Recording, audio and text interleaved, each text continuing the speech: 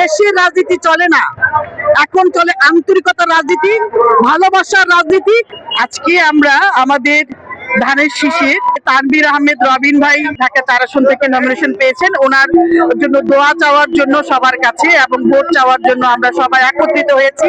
নারী পুরুষ সবাই যে যেখানে আছে সবাই একত্রিত হয়েছি।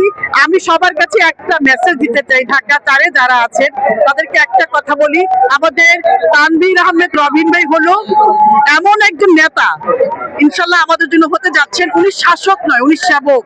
এটা উনি নির্বাচিত হওয়ার আগে বারবার প্রমাণ দিয়েছেন। উনি এই 4 আসনের জন্য না, উনি আমাদের জন্য, আমাদের প্রত্যেকের জন্য কল্যাণময় আল্লাহর মাসিহা হয়েই উনি আমাদের এলাকার জন্য আসতেছেন।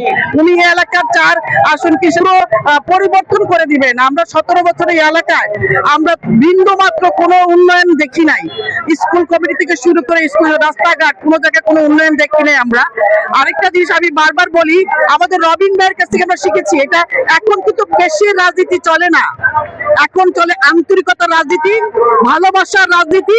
ভালোবাসা দিয়ে, সম্মান দিয়ে যা অর্জন করা যায় তা কখনোই পেশির জোর খাটিয়ে তা অর্জন করা যায় না। এবং রবিন ভাই আমাদের প্রত্যেকের মনের মধ্যে একটা বিশ্বাসের জায়গা, আমি বলবো যেমন বিশ্বাসের জায়গাটা বেগম জিয়া দখল করে আছেন, রবিন ভাই কিন্তু আমাদের ঢাকা 4 আসনের প্রত্যেকের দেখবেন যে বিশ্বাসের জায়গা দখল করে আছেন।